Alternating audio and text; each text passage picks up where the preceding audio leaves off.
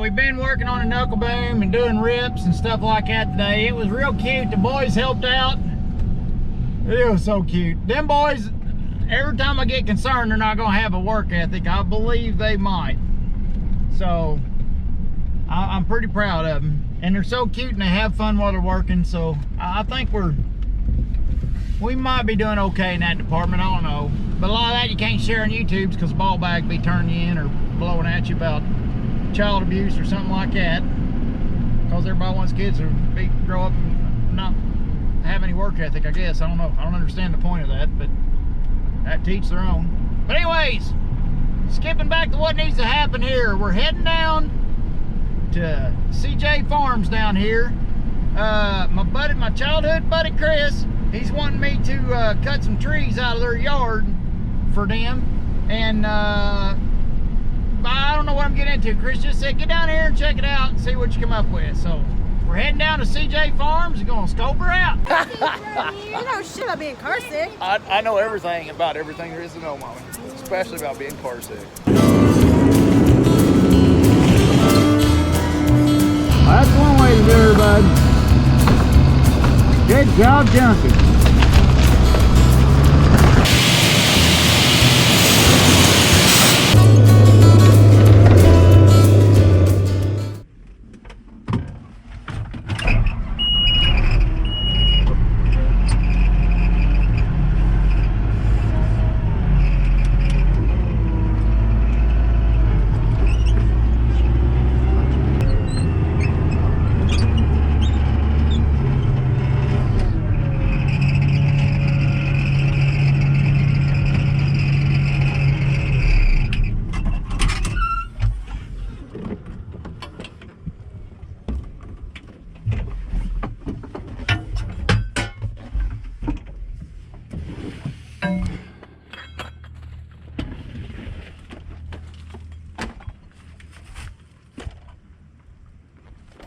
Okay, we got these yard trees. They got the orange dots on them. That's the ones Chris had marked to cut out of the yard to open up some more sunlight for the garden. The garden's kind of suffering because of the shade.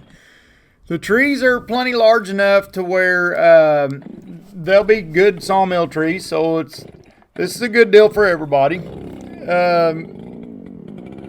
going to start off this white oak. Before I get into this, I'm going to tell everybody this saw is in rough shape. Pudding's still running good. It smokes a little, but it's still running good. Needs a spark plug in it. But the daggone chain maintenance, my chain maintenance is terrible. And my daggone, it's biting like a sow. I knocked the drags way down. This chain was about shot when I cut Clint's tree. So I just knocked the drags down, figured heck with it. And then, well, now it's a biting sow. But it's the last run of the chain. I don't care. I'm just going to rough it through this. But I would wish I didn't have knocked that drags down.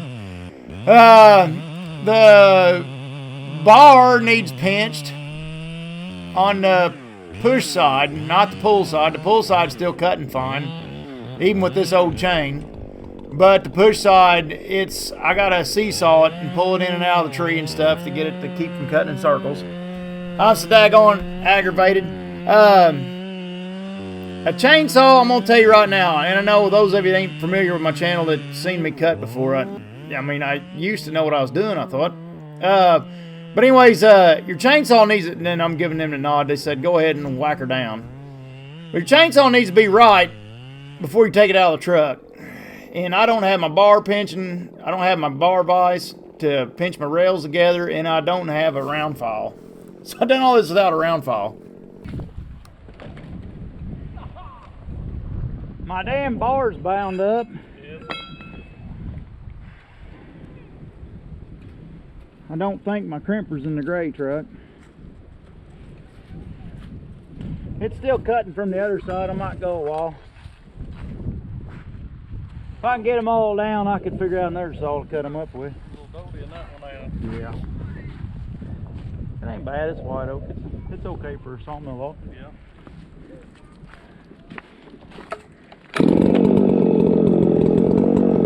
Now, I did round file the chain before I left the shop, but for some reason I had stuff on my mind. I wasn't thinking this is the last thing on my mind, doing this little job for Chris. And I left the daggone round file set on the back of Whitey. And I assumed I had round files in the gray truck, but we don't run chainsaw hardly anymore, so I guess I didn't have any round files in the truck. So I'm looking like a daggone rookie with a chainsaw. I'm telling you, look at her bite. I hope Joe Glenn watches this. He's going to love this. Damn it, boy. But we hacked through the daggone things. But yeah, geez, Manise. I did have a chain in the truck, but with no round file, I'm gonna try to gut this chain because I got a buck 'em all. I got a hand buck 'em all, so I'm gonna try to gut this chain. This last run on this chain. So as long as I can keep the daggone thing cutting, I'm gonna gut it, and then put the new chain on, touch the drags, and then go back to work for bucking up, and hopefully have enough sharp left to get all these trees cut and all of them bucked before I get to where I'm down to pushing my saw. But this seesawing in and out stuff's starting to get on my nerves. You'll see in this next tree. I ain't doing no more editing. I'm gonna let her play straight after this pretty much. But you see on the pull side of the bar, it goes fine. It's just the push side of the bar. But later on, it gets to bind up on both sides. But I'm trying to limit the mess in the yard. I'm trying to get these trees grouped. If you can, those of you can tell I'm doing. I'm trying not to, that tree's leaning towards the house, but I'm not dropping it out that way because I don't want more mess in the yard. I'm gonna try to fold them on top of each other like an accordion. But I guess that's it. I get down there and do some push-pull trees and stuff, and down on the bottom down there. And I guess that's about it. So I hope y'all enjoy. Have a good one. Later on. Oh, and hit them buttons. And those of you that ain't rung the bell, ring that bell on here. When you ring that bell on the subscribe, it'll let you know when I got a video up and going. So, and I know a lot of people been talking about the bell, but I'm trying to be saved by bell here. So I ring that bell and it'll save me. Thanks, guys. Have a good later on.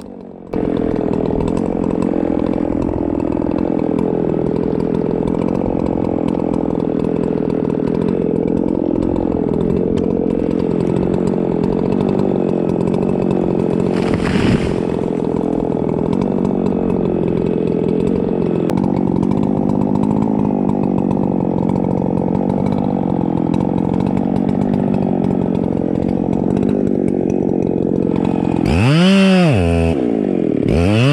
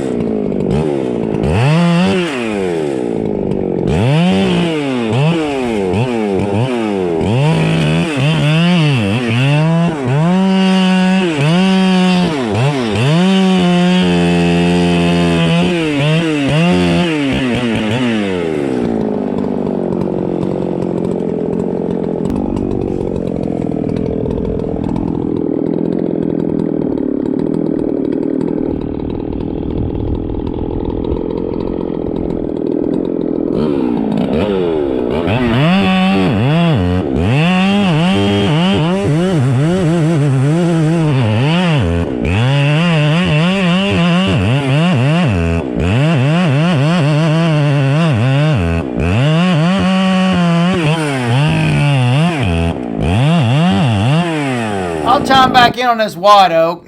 Now that moss dulls your chain, which the chain needs dulled a little bit so it quit bucking so bad. But that moss dulls your chain because it's got dirt and stuff in it, so you kind of knock the moss off a tree. Now this tree is leaning not hard, but pretty hard towards the road. And here's my dilemma. The back blade side of my bar is trying to cut in a circle. So what I need to do with my usual habits, I need to spin all the way around that tree back blading. See, I'm going to start in back blading and watch me do the seesaw, the pull in, pull out, and that sunbuck's wearing me out, pulling in, pulling out. And this tree is a veneer candidate. So the last thing you want to do is do pulling in, pulling out, and all this kindergarten mess stuff, when chainsaw kindergarten stuff, and miss a sliver of wood. So you end up pulling a little bit of fiber when you drop the tree. That's a big no-no on a veneer tree. So what I want to do is cut with the pull side from the other side, but the problem is then I'll be leaving my holding wood, what's left holding the tree up, on the side towards lean, which is a big no-no. Those of you that's green, don't leave your holding wood. When you're releasing a tree, don't release it. You kind of try to release the tree opposite the lean. It don't really have a lot to do with where your notch is at or where you're trying to follow the tree. You just want to release the tree from the opposite the lean. And opposite the lean's up there where that root spur's sticking out on my right up there. That's where I want to release the tree. But I'm sick of backblading and battling this saw around. I'm afraid what I'm going to do is miss a little bit of wood and leave me a sliver on this veneer tree. So I'm going to have to step on around where I don't want to be and cut back to myself. Right there where that spur's sticking out, that's where I need to release the tree from, because that's opposite the lean. But the problem is, with the way my daggone saws, the kindergarten way my saws are cutting, I'm going to do a cheat, and it does make me nervous. And yes, I do triple hinge this thing, even though it's a veneer tree, and I know a veneer buyer's going to be shaking his head at me right now. He's thinking, what in the hell are you doing? But I'm a one-man show today, and I'm not going to take chances. I'm sure this triple hinge is going to be cheaper than that power line down there. So I went ahead and done it, even though I shouldn't do it on this tree. And another reason I done it is because the way my saws is on, I don't want to take a chance on, since I'm releasing it down there on the compression side of the tree more and cutting too much tension wood loose, I don't want to take a chance on them. This is kind of my safety net. And it's really, in this situation, it's the only safety net I got. And look down there, there's a county road and a power line down there. And that tree wants to go all over that stuff. So I get a little nervous here when I get down to it, and I start getting nervous and stop and rethink it, and I'm like, oh, heck with it. Pull it off like a Band-Aid.